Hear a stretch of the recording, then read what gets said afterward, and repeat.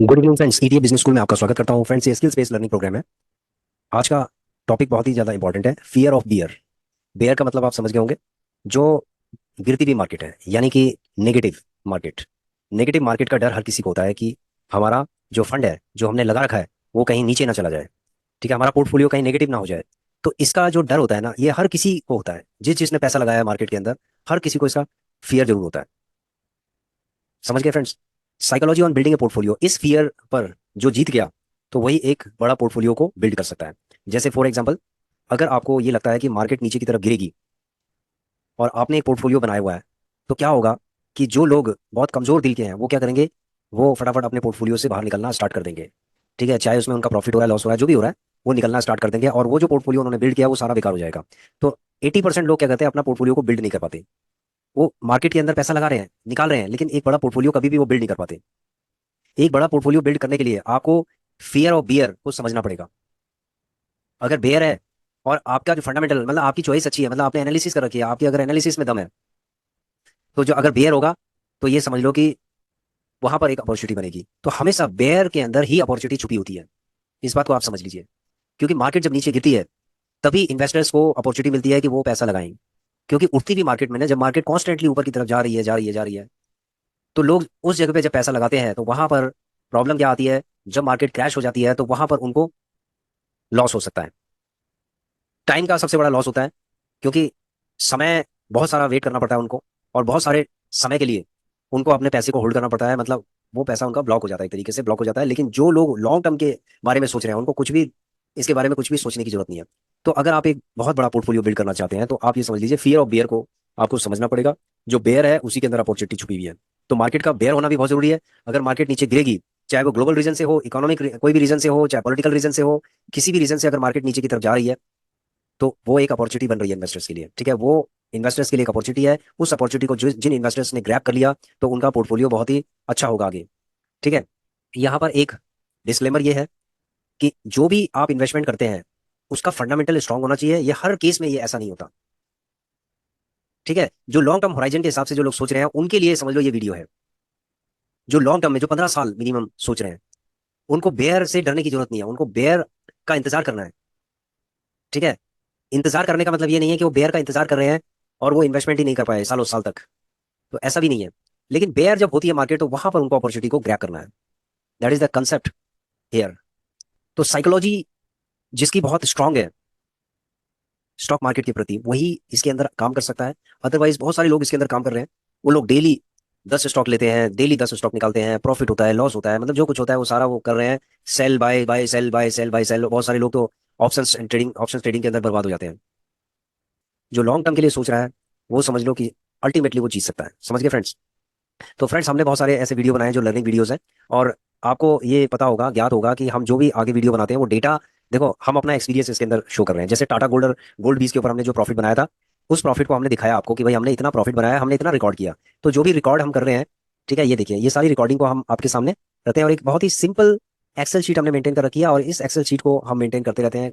ठीक है, जब से हमने इसको मेंटेन किया, तब से, मतलब जो भी प्रॉफिट होता है मेंटेन करते रहते हैं इसके अंदर। ठीक है, और ईटीएफ को तो हम होल्ड करते हैं, जो मान लीजिए लॉस में चल रहा है उसको होल्ड करते हैं। ऐसा नहीं है कि सारे ईटीएफ प्रॉफिट में ही है। जो जो प्रॉफिट में हो जाता है उसको हम रिकॉर्ड करते हैं। तो 1,43,908 रुपये इसके अंदर हो रखे हैं। अब ये जो 1,43,000, मतलब 1.5 लाख के आसपास हमारा अभी प्रॉफिट है।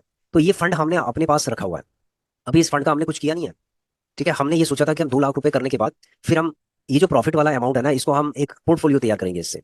तो फ्रेंड्स, मैं जैसे अभी 1.5 लाख है, तो अभी से मैं कुछ पोर्टफोलियो तैयार करना चाहता हूँ। तो आप लोग भी सजेस्ट करें कि किस तरीके से मुझे पोर्टफोलियो इसमें तैयार करना चाहिए। ठीक है, अभी हमारे पास 1.5 लाख का फंड है, और 50,000 का फंड और आ जाएगा अभी आगे। देखो, एक चीज मैं आपको क्लियर करना चाहता हूँ कि मैं कोई भी फंड, अगर मैं म्यूचुअल फंड के अंदर डालता हूँ, या मैं इक्विटीज के अंदर लेता हूँ, यानी स्टॉक्स के अंदर मैं अगर लेता हूँ, तो टोटल जो फंड होगा ना मेरा, ये सारा फ्री ऑफ कॉस्ट होगा। ये फ्री की गुल्लक है। मैंने इससे पहले, बहुत पहले, मैंने एक वीडियो बनाता था मैं, और मैंने आपको कहा था कि मैं फ्री की जो गुल्लक है ना, उस पर बिलीव करता हूँ। मतलब जो मेरा पोर्टफोलियो होगा ना, वो बिल्कुल फ्री ऑफ कॉस्ट होगा, चाहे वो 15 साल के लिए। अब ये जो 1.5 लाख रुपए हैं, सपोज मैंने 20 साल के लिए इसको छोड़ दिया, तो फ्री के हैं भाई मेरे। ये तो पैसा, मैंने जो कमाया हुआ पैसा है ना, वो है ये। तो मैं उसी पे बिलीव करता हूँ कि जो पैसा कमाया हुआ है, उसको डाइवर्सिफाई पोर्टफोलियो उसमें उससे बना लेना है, और उसके बाद उसको छोड़ देना, मतलब भूल जाना है। क्योंकि जो आपका अपना कैपिटल है ना, उसको आप भूल नहीं सकते। और जो पैसा कमाया होगा ना, उसको तो आपको भूलना पड़ेगा, अगर आप एक बहुत बड़ा पोर्टफोलियो बनाना चाहते हैं। यही एक साइकोलॉजी होती है एक बड़े पोर्टफोलियो बनाने की। जब आपका पोर्टफोलियो बड़ा होगा, कब होगा, जब आप, ये समझ लो, भूल जाएंगे जो आपने इन्वेस्ट किया उसको 20 साल तक आप भूल जाओ। आप भूलेंगे कब? जब आपके प्रॉफिट का ये पैसा होगा तो आप उसको इग्नोर भी कर सकते हैं कि भाई ऐसा कमाया हुआ पैसा है, हमने इसको डाल दिया, चलो ठीक है, जो होगा इसका देखा जाएगा, डाल दिया। ठीक है, इस विचार के साथ, मतलब इस साइकोलॉजी के साथ आपको काम करना पड़ेगा कि भाई हमने इसको लगा दिया, जो होगा आप देखा जाएगा। लेकिन जो होगा देखा जाएगा ऐसे नहीं, मतलब ये सिर्फ एक विचार है। हमें इन्वेस्टमेंट करने से पहले पूरी तह तक जाना है। मान लीजिए म्यूचुअल फंड्स अगर हमने सेलेक्ट किया, मान लीजिए हमने 5 म्यूचुअल फंड सेलेक्ट किया, तो हमने बड़ी एनालिसिस के साथ उसको करना है कि इनका CAGR क्या है, रिटर्न कितना है इनका, ठीक है, इनका 10 ईयर्स का, 3 ईयर्स का, 5 ईयर्स का, 10 ईयर्स का कितना रिटर्न है। उसके बाद इनकी परफॉर्मेंस चेक करनी है, ठीक है, एग्जिट लोड कितना है, एक्सपेंस रेशियो कितना है, ये सब चीजें, बहुत सारी चीजें हैं। चीजों को देखते हुए उसका पूरा फंडामेंटल चेक करना है, और उसके बाद ये देखना है कि ये मैक्सिमम कितना नीचे गिर चुका है। ठीक है, मतलब इसका ड्रॉप डाउन रेशियो कितना है इसका, 30% नीचे गिरा है, 40% नीचे गिरा है, कितना गिरा है ये। तो वो सब चीजें म्यूचुअल फंड के अंदर एनालिसिस करने के बाद ही उसमें पैसा लगाना है। मतलब पैसा ऐसे नहीं कि आंख बंद करके, आप प्रॉफिट का पैसा है तो उसको आंख बंद करके आप कहीं भी डस्टबिन के अंदर डाल दो, ऐसा नहीं करना। लेकिन जो पैसा आपने लगा दिया उसको आपको भूलना पड़ेगा, मतलब उसको पैसिव इनकम के फॉर्म में आपको भूलना पड़ेगा। तो फ्रेंड्स मैं एक चीज ये बताना चाहता हूँ आपको, देखिए ये जो दो डीमेट अकाउंट है ना, ये वाले एम स्टॉक और जीरोधा, ये जो दो डीमेट अकाउंट है, ये समझ लो कि हमारा इसके अंदर लगभग लगभग 13 to 14 लाख के आसपास है। और 13 से 14 लाख, में कहता हूँ 15 लाख भी मान लीजिए आपकी, 15 लाख तक अगर हमारा इसके अंदर है ना, स्विंग ट्रेडिंग के लिए अगर हमने रखा हुआ है ना इसके अंदर, तो कम से कम महीने का हमें 15 से 20 हजार रुपए के आसपास तो हमें निकालना पड़ेगा। ठीक है, 20 हजार रुपए तक हमें निकालना पड़ेगा। 15 लाख में 20 हजार रुपए हम निकाल लेंगे, कोई दिक्कत नहीं है। और जो 20 हजार रुपए हमने जो निकाला है ना ऑन एन एवरेज, मतलब 15 से 20 हजार रुपए तो हमें निकालना चाहिए। तो इसका मतलब हो गया हमारा 2,40,000 के आसपास। तो साल भर का हमारा 2,40,000 हो जाता है। और साल भर में जो 2,40,000 आएगा, तो उसको हम एक उससे हम एक पोर्टफोलियो को बिल्ड करेंगे। हम ये 15 लाख से पोर्टफोलियो को बिल्ड नहीं करेंगे, इससे कोई पोर्टफोलियो नहीं बनेगा, इससे इनकम जनरेट होगी। ठीक है, अभी देखो मैं आपको दिखाता हूँ। देखो ये मेरी साइकोलॉजी है, मैं एक्चुअली क्या है कि आप लोगों के साथ ये शेयर करना चाह रहा हूँ। अक्सर मैं शेयर करता हूँ आप लोगों के साथ कि भाई देखो ऐसा है कि जो कैपिटल है ना अपना, ठीक है, अब क्या है कि बहुत लोग ये कहते हैं कि सर हमारे पास तो 15 लाख ही नहीं, हम कैसे करेंगे, क्या करेंगे। देखिए फ्रेंड्स, ऐसा है कि ये जो फंड बिल्ड करने के लिए ना आपको कम से कम 3 साल लग सकते हैं। धीरे धीरे करके आपको इसको बिल्ड करना पड़ेगा। मतलब मिनिमम 10 लाख में आपकी स्विंग ट्रेडिंग ETF के अंदर हो सकती है, 5 लाख में भी हो सकती है। वो डिपेंड करता है फिर उसके ऊपर कि स्विंग कितना हो रहा है, क्या हो रहा है। लेकिन 5 लाख में आपका मान लीजिए 5 हजार रुपये भी अगर महीने के निकल रहे हैं, यानी 1% आप समझ लीजिए महीने का आप निकाल सकते हैं। 5 लाख लगाए, 5 हजार का एक्सपेक्टेशन रखिए। 10 लाख लगाए तो 10 हजार का एक्सपेक्टेशन रखिए। अगर 15 लाख लगाए तो 15 हजार का एक्सपेक्टेशन रखिए। मैक्सिमम 20,000 का रख सकते हो। तो जो एक्सपेक्टेशन आपकी होगी वो इन्वेस्टमेंट वैल्यू पे, इन्वेस्टमेंट अमाउंट पे डिपेंड करेगा। ठीक है, तो इसमें अगर मैं इसमें PNL देखता हूँ, एक 1 अप्रैल से, ठीक है, 1 अप्रैल से लेकर और अभी तक का, ये देखिए 1 अप्रैल में हमने 1435 बुक किए थे। उसके बाद हमने 21 अप्रैल को हमने 5609 बुक किए थे। फिर उसके बाद हमने 1375 बुक किए थे। फिर हमने 12,217 बुक किए थे। फिर हमने 23,000 समथिंग बुक किए थे। ठीक है, तो ये सारा आपके सामने है, ये देखिए। तो ये जो फाइनेंशियल ईयर है इसके अंदर हमने 43,680 बुक किए थे, जिसके अंदर 43,160 रुपीज जो हमारे नेट रियलाइज्ड PNL के अंदर है। जो अदर जो टैक्सेस एंड चार्जेस हैं वो आपके होश उड़ जाएंगे। देखो कितने कम थे, 202 रुपये और 307 रुपये, जबकि इतना बड़ा अमाउंट है। और चार्जेस एंड टैक्सेस कितने कम है, यही पेशेंस की पावर है। समझ गए फ्रेंड्स। तो ये हो गया 43। ये आपको मैं इसलिए दिखा रहा हूँ क्योंकि इस फाइनेंशियल ईयर से लेकर हमें जो नेक्स्ट फाइनेंशियल ईयर है, यानी कि 31 मार्च 2026 तक हमें इसको 2.40 लैक्स तक बुक करना है। तो ये हमारा गोल है, और उसको हमने री इन्वेस्ट भी करना है। ठीक है, उसको म्यूचुअल फंड के अंदर करना है, उसको स्टॉक्स के अंदर करना है। तो जो भी बेनिफिट होगा, यानी कि प्रॉफिट होगा, इसको हमें म्यूचुअल फंड के अंदर लगाना है, और उसके बाद हमें कुछ स्टॉक्स के अंदर भी लगाना है। समझ गए फ्रेंड्स। तो एक तो ये मैंने आपको दिखा दिया। दूसरा मैं दिखाता हूँ आपको PNL दूसरे उसका, लिमिट का। ये PNL है, ठीक है। तो मैं इस फाइनेंशियल ईयर यानी करंट फाइनेंशियल ईयर का मैंने क्लिक कर दिया, उसके बाद मैंने सबमिट कर दिया। अब देखो जो करंट फाइनेंशियल ईयर है उसके अंदर अगर आप देखेंगे तो यहाँ पर आ गया 25,995। समझ गए। और टैक्सेस देख के, अदर चार्जेस देख के आपके होश उड़ जाएंगे। देखो इतना बड़ा अमाउंट है, और ये जो 197.73 सिर्फ अदर चार्जेस हैं। तो कितने कम चार्जेस इसके अंदर लगे हैं। तो ETF के अंदर यही होता है।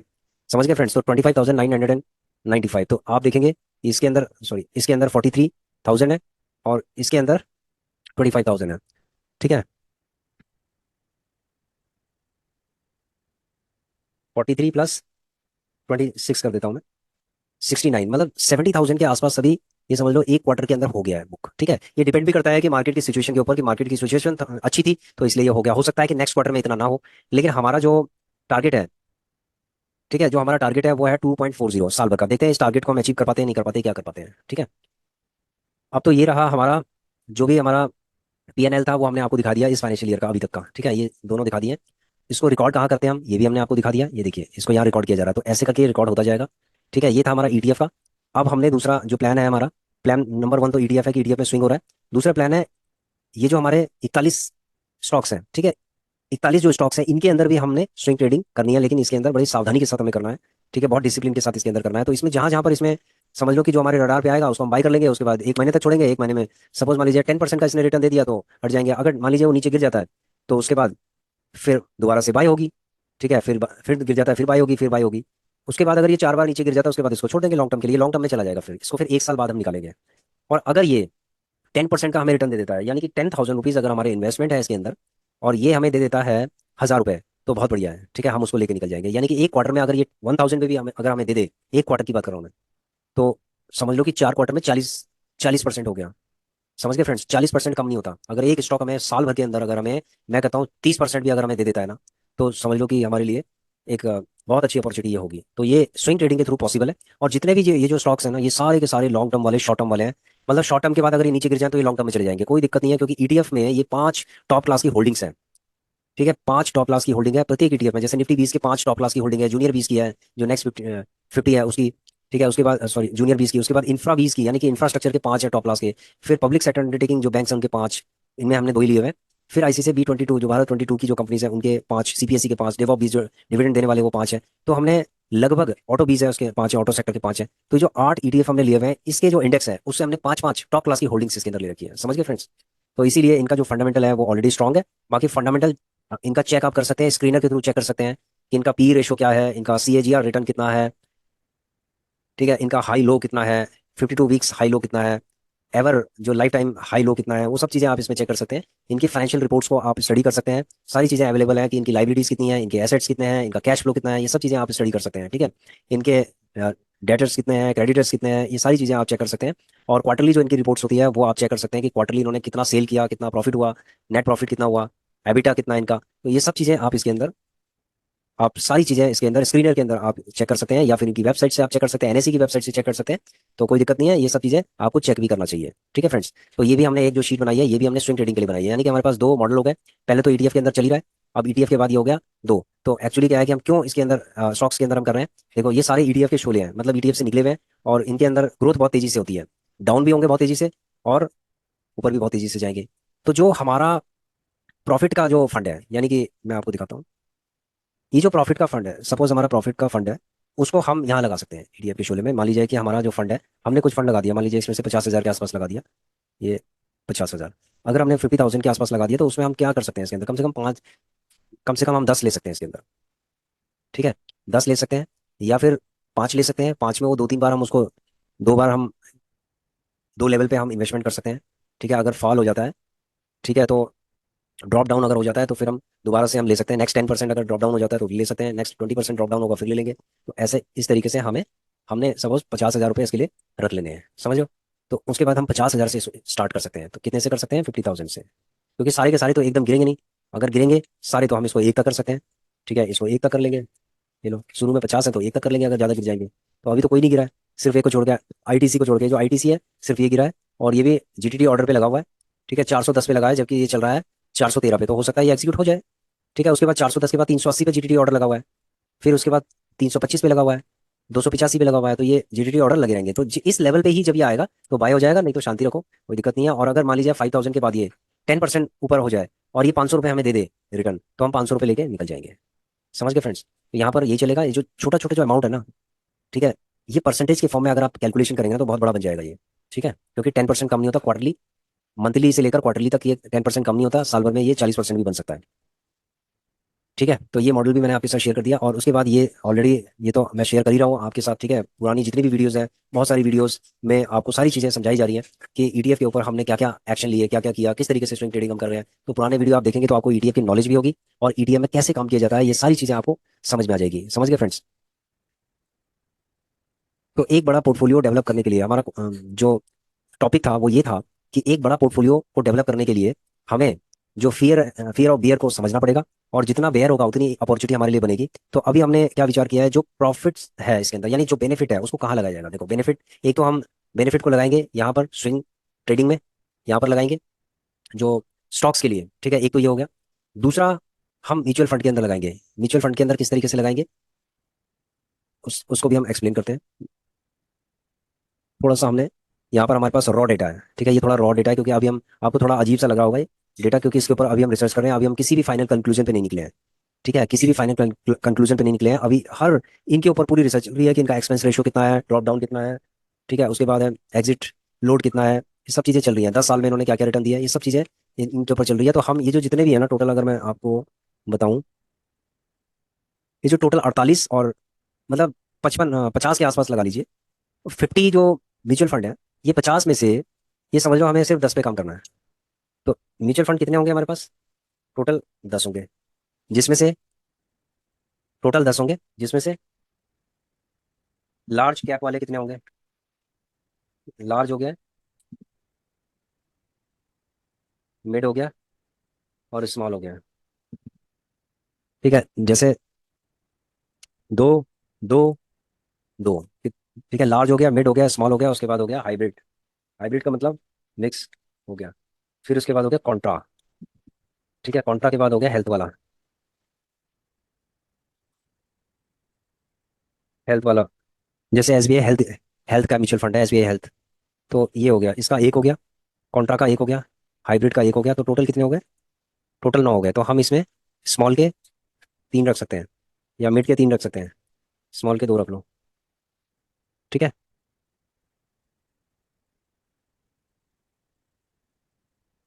या फिर एक काम कर सकते हैं, इसको आप 2 ही रहने दीजिए, यहाँ पर हम टैक्स सेवर रख लेंगे, टैक्स सेवर, ठीक है। टैक्स सेवर हम एक रख लेंगे, एक हमने टैक्स सेवर रख लिया।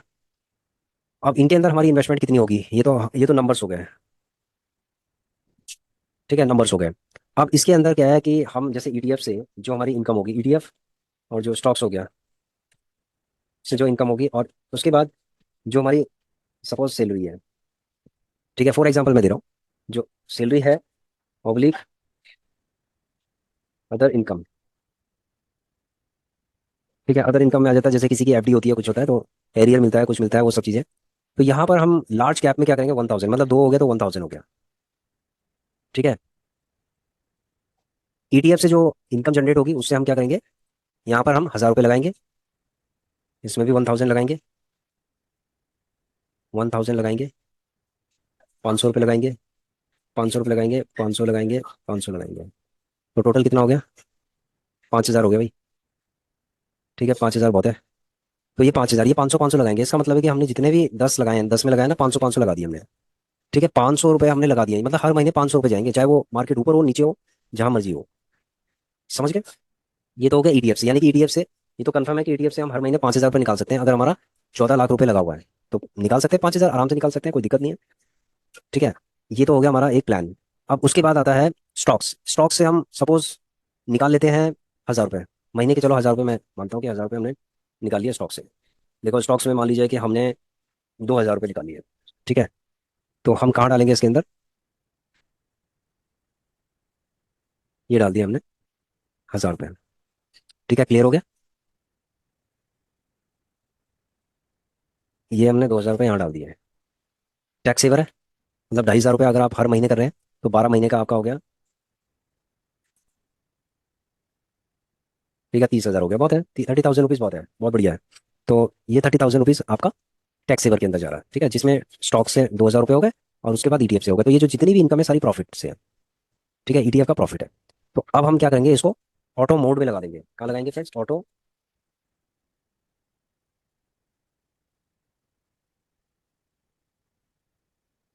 अकाउंट से डायरेक्ट निकल जाएगा, एसआईपी बन गई है, इसको कहते हैं एसआईपी, इसको एसआईपी कह लो आप, सिस्टमेटिक इन्वेस्टमेंट प्लान हो गया है सब, 5000 रुपये का, और 2000 का इसके अंदर हो गया, 2500 का हो गया। अब क्वेश्चन ये है, बहुत लोगों का क्वेश्चन ये रहेगा, सर 15 लाख रुपए में आप तो 25,000 रुपये कमा रहे हो, 20,000 रुपये तक आप इसके अंदर निकाल रहे हो। अभी अगर आपने देखा जाए, अगर आपके हिसाब से, तो ये 43,000 प्लस मतलब टोटल 69 हो गया, मतलब एक क्वार्टर में 69 हो गया, तो मतलब 20,000 हो गया ना लगभग, भाई 20 या 60 हो गया, तो मतलब 22,000 के आसपास हो गया, ठीक है। 22,000 पर मंथ हो गया, इसका मतलब है कि आप इतना निकाल रहे हैं, 69 डिवाइडेड बाय 3 एक क्वार्टर का, तो मतलब 23,000 के आसपास आपका इसके अंदर बेनिफिट है, प्रॉफिट है आपका। तो आप ये बताओ कि 5,000 रुपये सिर्फ म्यूचुअल फंड के अंदर डाल के कौन सा एक बहुत बड़ा आप कमाल कर दोगे, इसके अंदर कौन सा ऐसा इतना बड़ा लंबा पोर्टफोलियो आप तैयार कर दोगे, कौन सा आप कमाल कर दोगे फ्रेंड, कमाल होगा अभी 15 साल के लिए, ठीक है, 15 से 20 साल के लिए, अगर यही अमाउंट चलता रहेगा और इसके अंदर थोड़ा बहुत स्टेप अप भी होगा। अब इसके अंदर क्या हम करेंगे ऐसा कि भाई ये कम से कम हमारा 1 CR का पोर्टफोलियो म्यूचुअल फंड में बन जाए। 1 CR का पोर्टफोलियो सिर्फ और सिर्फ म्यूचुअल फंड के अंदर बनेगा 15 से 20 साल के अंदर। समझ गए? अब देखो, ये जो 23,000 है, ये जो 23,000 है, इसमें से हम माइनस कर देते हैं 5,000। ठीक है, बचता कितना है? 18,000। बैलेंस 18,000 बचेगा। तो एक क्वार्टर का अगर 18 बच रहा है तो 18 × 4 यानी कि हो गया आपका 72,000। उसके बाद हम इसमें 25-25 कर लेते हैं, जैसे 25, सॉरी, हर महीने का इसके अंदर करते हैं हम 20। ठीक है, 20,000, 20,000, 20,000। ये भी आ गया हमारा।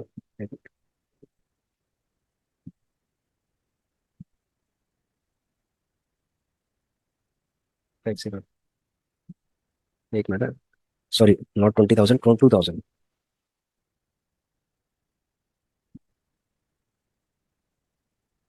ठीक है, तो ये हो गया हमारा 14,000, यानी कि 14,000 पर मंथ। तो अभी हमने 14,000 पर मंथ,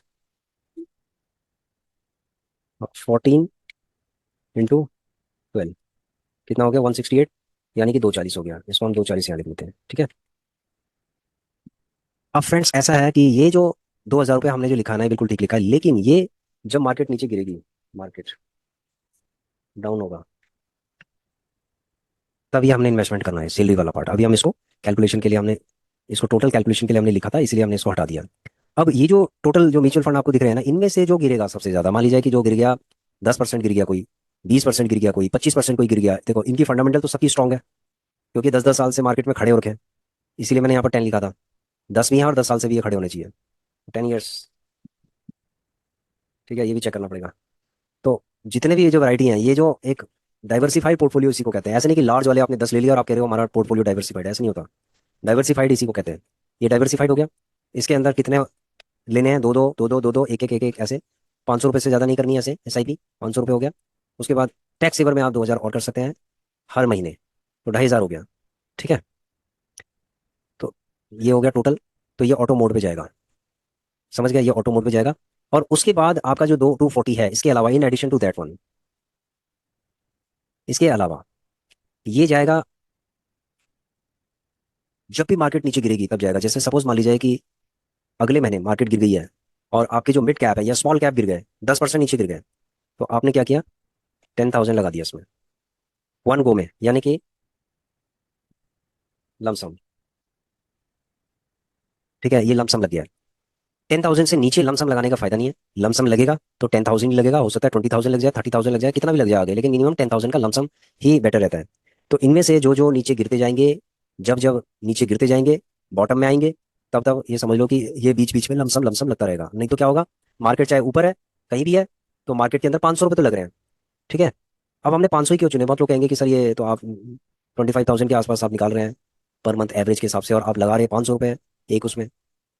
500 रुपये लगाने का कारण ये है कि अक्सर क्या होता है कि मार्केट है ना, जब ऊपर की तरफ रहती है, तो जब आप SIP करते हैं ना, तो अगर आपने मान लीजिए 5,000 की SIP कर दी, तो मार्केट उस समय पीक पे रहेगी, और आप 5,000 रुपये जब आप SIP करेंगे, तो जब वो मार्केट नीचे की तरफ आ जाएगी, तो फिर क्या होगा?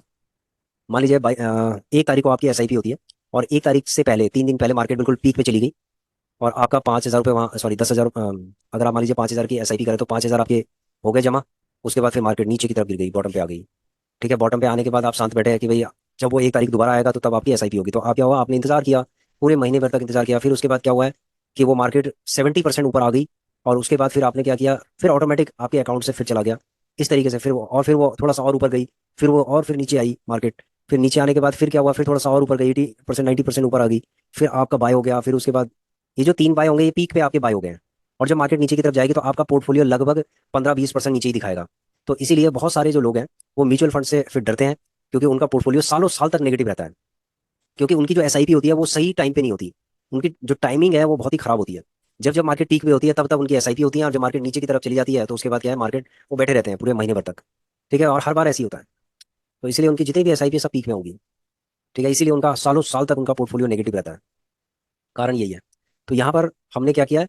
500 रुपये से ज़्यादा नहीं लगाएंगे। अगर मान लीजिए कि हमें 500 रुपये से ज़्यादा लगाना है, तो हम क्या करेंगे? एक और ले लेंगे टैक्स सेवर, फिर 500 ही लगाएंगे उसमें। हेल्थ का एक और ले लेंगे। ठीक है, इसको 1,000 रुपये नहीं करेंगे, इसमें 500 रुपये रहेगा। हाँ, अगर हेल्थ का नीचे गिर जाता है, तो इस पे लमसम लमसम इसके ऊपर 25,000 रुपये लग सकते हैं, अगर ये पूरे बॉटम में आ जाए तो। 20,000 रुपये इसके ऊपर लग सकता है लमसम। और ये जो 500 रुपये ये चलते रहेंगे अपना, मतलब ये अपनी चाल से, कछुए की चाल से चलते रहेंगे। और जब जब मार्केट अपने बॉटम में रहेगी, ग्लोबल रीजन कुछ भी हो सकता है, जैसे अभी वॉर चल रहा है, ठीक है, वॉर जैसी सिचुएशंस है, अभी इन्फ्लेशन रेट बढ़ सकता है, मार्केट नीचे गिर सकता है, कुछ भी हो सकता है, तो बेरिश मोड पे भी आ सकता है, तो कुछ भी हो सकता है। तो वहां पर आप क्या कर सकते हैं कि ये तो चलता रहेगा, लेकिन आप उस सिचुएशन में आप फर्दर लमसम जैसे 10,000 इस पे कर दिया, 10,000 इस पे कर दिया, 10,000 इस पे कर दिया। जब आप लो प्राइस पे, जब आप उसके एनएवी को खरीदोगे, और जब वो पीक पे जाएगा भविष्य में 10 साल बाद, 15 साल बाद, तो उसका इम्पैक्ट बहुत अच्छा पड़ेगा। ठीक है, बहुत बढ़िया, क्योंकि एनएवी आपने मैक्सिमम ले लिया है, और उसके बाद उसका प्राइस मान लीजिए आज 100 का प्राइस है, और कल वो 1,000 रुपये का हो जाए या 900 रुपये का हो जाए, तो ये समझ लो 10 गुना बढ़ गया। 10 गुना बढ़ने का मतलब क्या है कि आपका पोर्टफोलियो तो कई बार मल्टीप्लाई हो जाएगा, कई गुना मल्टीप्लाई। ठीक है, पोर्टफोलियो कई गुना हो जाएगा, तो इससे आपको बहुत बेनिफिट होंगे। तो इसीलिए हमने डायरेक्ट, ऐसा नहीं है कि सीधे 30,000 की, सीधे एक में 10,000 की कर दी, दूसरे में 10,000 की, 10,000 की ऐसे कर दी। तो इससे क्या होगा, आगे हमारे लिए रिस्क होगा। तो इसको कहते हैं हैंडल, हैंडल करना, फियर ऑफ बेयर को हैंडल करना होता है। क्योंकि हमें, देखो, हर किसी को फियर होता है, फियर ऑफ बेयर, लेकिन उसको कैसे हैंडल किया जाता है, एक स्ट्रेटेजी के थ्रू किया जाता है। तो हमने जो स्ट्रेटेजी इसके अंदर लगाई है म्यूचुअल फंड के अंदर, उसके अंदर यही स्ट्रेटेजी रहेगी हमारी लॉन्ग टर्म की, कि नेक्स्ट 15 ईयर्स तक हम 500 का करेंगे। उसके बाद अगर बेरिश मोड पे कोई अपने बॉटम में जाएगा इनमें से, तो समझ लो कि बीच बीच में हम एनएवी खरीदते जाएंगे, खरीदते जाएंगे, खरीदते जाएंगे उसमें। ठीक है, डालते जाओ, जितना नीचे गिरेगा उतना आप लेते जाओ, लेते जाओ, लेते जाओ, लेकिन वो भी प्रॉफिट के फंड से। अब आप कहेंगे सर ये तो आपने पूरी स्ट्रेटेजी बता दी, लेकिन इसके लिए फंड कहाँ से आएगा? ठीक है, बहुत लोगों का कंफ्यूजन है कि फंड कहाँ से आएगा। फंड वही आएगा, यहाँ से आएगा, ये देख रहे हो, यहाँ से आएगा, ये देख रहे हो आप, ये दो ईटीएफ से इनकम होगी, दो चीजों से होगी। देखो यहाँ पर अब कहाँ से आएगा, ये देख लीजिए, तीन जगहों से आएगा। इसको थोड़ा बड़ा कर देता हूँ तो आपको और क्लियरिटी होगी।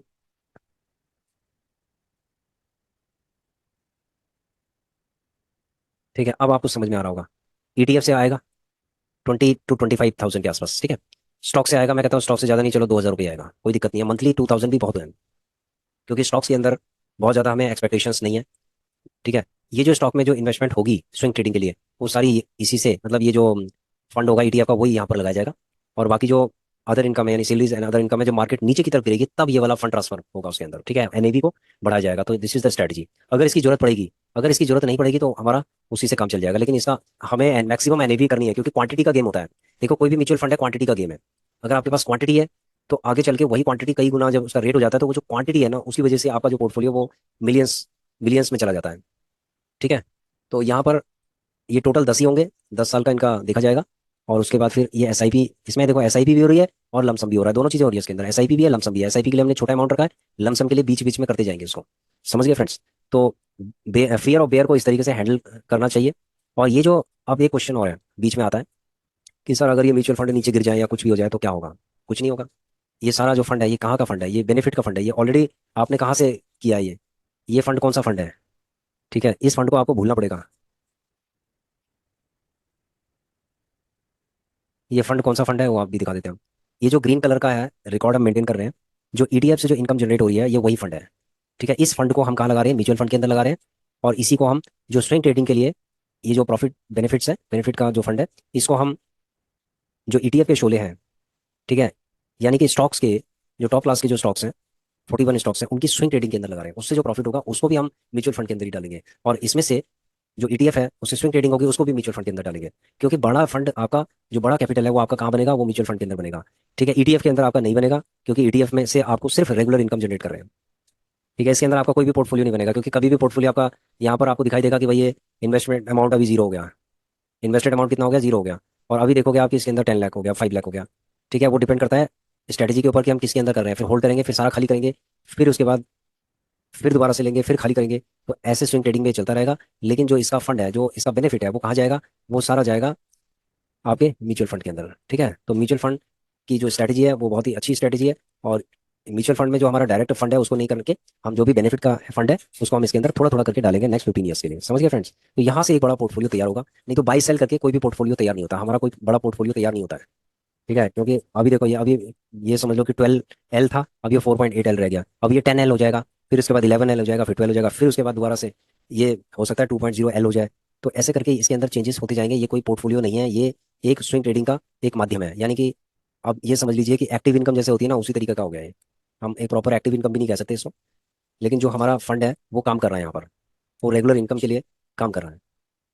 ठीक है, तो आई होप कि काफ़ी चीज़ें क्लियर हो गई होंगी।